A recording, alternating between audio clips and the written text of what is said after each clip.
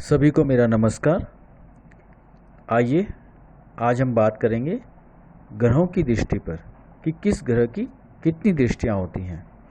अभी तक हम प्रत्येक भाव में ग्रहों के क्या प्रभाव होते हैं के विषय में बात कर रहे थे। तो आइए आज मैं आपको ग्रहों की दृष्टि के बारे में बतलाता हूँ। देखिए, जब कभी हम सब जगह से परेशान हो जाते हैं तो सोचते हैं कि चलो अपनी कुंडली दिखलाते हैं और किसी पंडित जी के पास या ज्योतिषी के पास जाते हैं कि शायद कोई रास्ता नजर आए। तो पंडित जी हमें बतलाते हैं कि इस ग्रह की दृष्टि इस भाव पर पड़ रही है, उस भाव पर पड़ रही है, ये ग्रह यहाँ से यहाँ देख रहा है। तो हम बस हाँ में ही जवाब देते हैं क्योंकि हमें मालूम ही नहीं होता। देखिए, ये जो ज्ञान है ज्योतिष, ये हमारे ऋषि मुनियों के द्वारा दिया गया एक उपहार है। ज्योतिष को वेदों का नेत्र कहा गया है।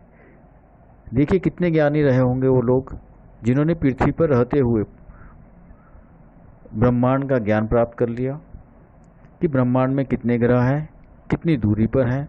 मेरे कहने का मतलब यह है कि कितने ज्ञानी रहे होंगे, अगर हम सोचें तो सोचते ही रह जाएं। देखिए, ये हमारे ग्रंथ हैं और हमें इनकी जानकारी होनी ही चाहिए, ज़्यादा ना सही थोड़ी ही सही पर होनी चाहिए। तो आइए विषय पर आते हैं। आज हम जानते हैं कि कौन से ग्रह की कितनी दृष्टियां होती हैं और दृष्टियों को कुंडली में कैसे देखें। सबसे पहले हम बात करेंगे सूर्य की दृष्टि की। ठीक है, सूर्य की एक दृष्टि होती है, जहां बैठते हैं वहां से कुंडली के 7वें खाने को देखते हैं, जिसको हम ज्योतिष में भाव घर भी कहते हैं। मान लीजिए सूर्य प्रथम भाव में बैठे हैं तो उनकी दृष्टि 7वें भाव पर होगी। समझ रहे हैं आप? 7 घर आगे 7वें भाव पर। इसी प्रकार अगर सूर्य द्वितीय भाव में बैठे हैं तो 7 घर आगे 8वें भाव पर उनकी दृष्टि होगी। जहां पर ग्रह बैठा हो उसी भाव से हम गिनना शुरू करते हैं। इसी प्रकार तृतीय भाव में बैठे हो तो 7 घर आगे 9वें भाव को देखेंगे। जिस भाव में ग्रह बैठा होता है उसी भाव से गिनना शुरू करते हैं। इसी प्रकार चतुर्थ भाव में बैठे हो तो 7 घर आगे 10वें भाव को देखेंगे। पंचम भाव में बैठे हो 7 घर आगे 11वें भाव को देखेंगे। छठे भाव में बैठे हो 7 घर आगे 12वें भाव को देखेंगे। सप्तम भाव में बैठे हो 7 घर आगे लग्न को देखेंगे, प्रथम स्थान को। ठीक है, प्रथम भाव को।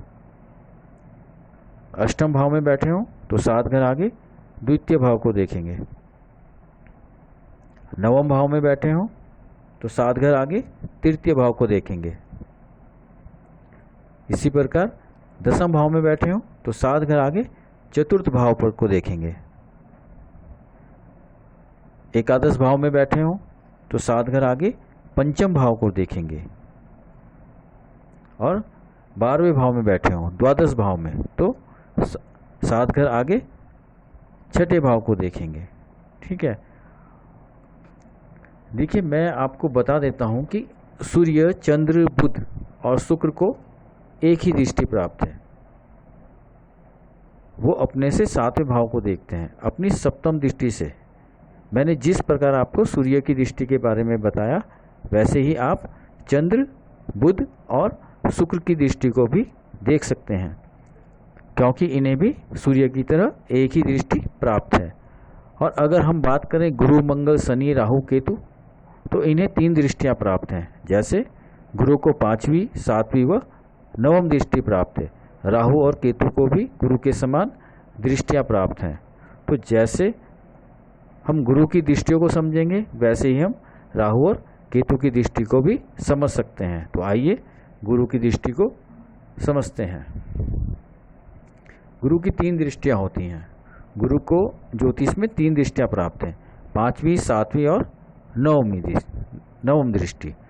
तो गुरु जब लग्न प्रथम भाव में बैठेंगे तो 5 घर आगे, तो 5 घर आगे कहाँ देखेंगे? पंचम भाव को देखेंगे। एक दृष्टि उनकी पंचम भाव पर पड़ेगी, दूसरी दृष्टि उनकी सप्तम भाव पर पड़ेगी जो 7वीं दृष्टि है, और 9वीं दृष्टि उनकी 9वें भाव पर पड़ेगी जब वो लग्न में बैठेंगे।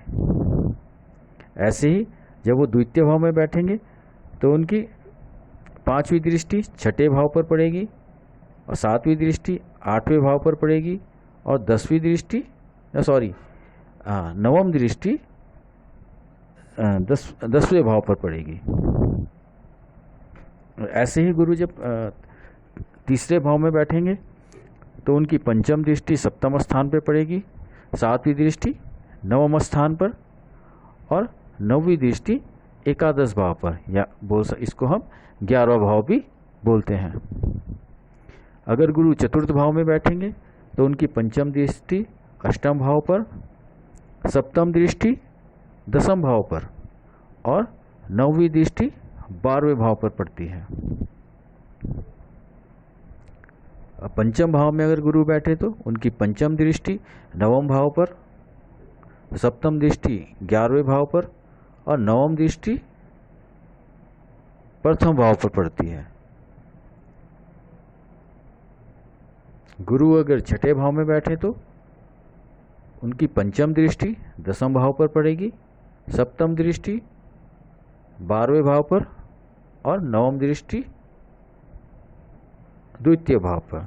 देखिए गुरु कोई ग्रह जहाँ पर बैठा होता है वहीं से हम गिनना शुरू करते हैं। जैसे मान लीजिए इसी में हम देखें कि गुरु छठे भाव में बैठा हुआ है और हम इनकी पंचम दृष्टि देखना चाहते हैं तो हम गुरु से ही गिनेंगे, 1 2 3 4 5। तो जहाँ पर 5 आ रहा है वहाँ पर 10वां भाव है, तो इस प्रकार हम बोलेंगे कि गुरु की 5वीं दृष्टि 10वें भाव पर पड़ रही है, और जहाँ पर 7 गिनकर 7 आ रहा है वहाँ पर गुरु की 7वीं दृष्टि, और जहाँ पे 9 आ रहा है वहाँ पे गुरु की 9वीं दृष्टि। इसी प्रकार गुरु सप्तम भाव में बैठे हों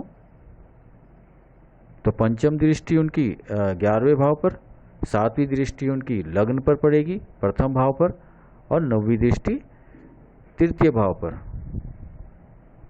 इसी प्रकार अगर गुरु अष्टम स्थान पर बैठे हों तो उनकी पंचम दृष्टि द्वादश भाव पर, 12वें भाव पर, और सप्तम दृष्टि द्वितीय भाव पर, और 9वीं दृष्टि चतुर्थ स्थान पर पड़ेगी। और अगर गुरु 9वें भाव में बैठे हों तो उनकी पंचम दृष्टि लग्न पर, सप्तम दृष्टि तृतीय भाव पर, और 9वीं दृष्टि पंचम भाव पर पड़ेगी। 10वें भाव में बैठे हों तो पंचम दृष्टि द्वितीय भाव पर, सप्तम दृष्टि चतुर्थ भाव पर, और 9वीं दृष्टि छठे भाव पर पड़ती है। 11वें भाव में बैठे हो तो पंचम दृष्टि तीसरे भाव पर, सप्तम दृष्टि पंचम भाव पर, और 9वीं दृष्टि सप्तम भाव पर पड़ती है। 12वें भाव में बैठे हो तो पंचम दृष्टि चतुर्थ स्थान पर, सप्तम दृष्टि छठे भाव पर, और 9वीं दृष्टि अष्टम भाव पर पड़ती है। ठीक है, देखिए जिस प्रकार जिस प्रकार गुरु की दृष्टियां होती हैं वैसे ही ज्योतिष में राहु और केतु को भी दृष्टियां दी गई हैं। गुरु के समान ही उनकी दृष्टियां भी होती हैं। तो जिस प्रकार मैंने आपको समझाया कि गुरु जहाँ से बैठते हैं वहाँ से पंचम, सप्तम और 9वीं देखते हैं, उसी प्रकार राहु भी देखते हैं और केतु भी देखते हैं। ठीक है, तो आप गुरु के अनुसार ही राहु और केतु की दृष्टियों को भी समझ सकते हैं। वीडियो बहुत लंबा हो जाएगा, इसलिए मंगल शनि की दृष्टियों को हम अगले वीडियो में जानेंगे। हमारी वीडियो को देखने के लिए आपका हृदय से आभार। धन्यवाद।